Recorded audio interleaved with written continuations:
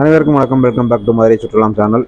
இன்னைக்கு இந்த வீடியோவில் என்ன பார்க்க போகிறோம் பார்த்தீங்கன்னா, நம்ம மதுரையிலேருந்து சென்னை போகிறீங்கன்னா அவங்களுக்கான ஒரு வீடியோன்னு தான் சொல்லுவேன்.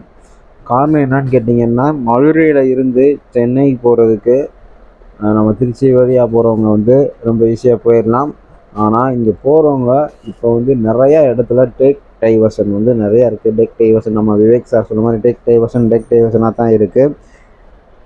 பெரம்பலூர்லேருந்து ஸ்டார்ட் ஆகி வரிசையாக ஒரு 8 டேக் டைவர்ஷன் 4 வேல வந்து இப்போ பாலம் வேலைகள் நடந்துகிட்ருக்கு. அதனால் 8 டேக் டைவர்ஷன் வந்து பண்ணியிருக்காங்க. ஸோ காரில் நீங்கள் போனாலும் சரி, பஸ்ஸில் போனாலும் சரி, 2 வீலரில் போனாலும் சரி, ரொம்ப கேர்ஃபுல்லாக போங்க. பெரம்பலூர் இருூர்லேருந்து ஸ்டார்ட் ஆகி நம்ம மதுரை வாயில் வர வந்து இந்த பாலம் வேலைகள் வந்து நடந்துக்கிட்டு தான் இருக்குது. இரவு வேளையில் போகிறப்போ கொஞ்சம் கேர்ஃபுல்லாக போங்க. அந்த டேக் டைவர்ஷன் போர்டெலாம் வந்து கம்மியாக தான் வச்சுருக்காங்க. ரோடும் ரொம்ப வந்து மோசமாக தான் இருக்குதுன்னு கூட சொல்லலாம். ரொம்ப ரொம்ப மோசமாக தான் இருக்குது. ஸோ பார்த்து போங்க. நான் போகிறப்பே ரொம்ப கேர்ஃபுல்லாக தான் போனேன். இந்த வீடியோ பார்த்திங்கன்னா உங்களுக்கே தெரியும். பெரம்பலூர் வந்து ஸ்டார்ட் ஆகி பாலமேலை அதாவது சப்வே போடுறாங்க.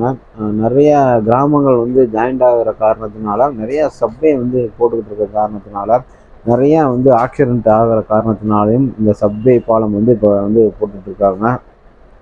நான் சொல்கிறது வந்து மதுரையிலேருந்து சென்னைக்கு போகிறது. இதே நீங்கள் கன்னியாகுமரி விருதுநகர்லேருந்து வந்து பார்த்தீங்கன்னா, விருதுநகர்லேருந்து 2 பாலம் வேலைகள் வந்து நடக்கிறது. ஒன்று கள்ளிக்குடி, சிவர்கோட்டை என்ற ஒரு ஏரியாலையும் சப்வே வந்து போட்டுட்ருக்காங்க.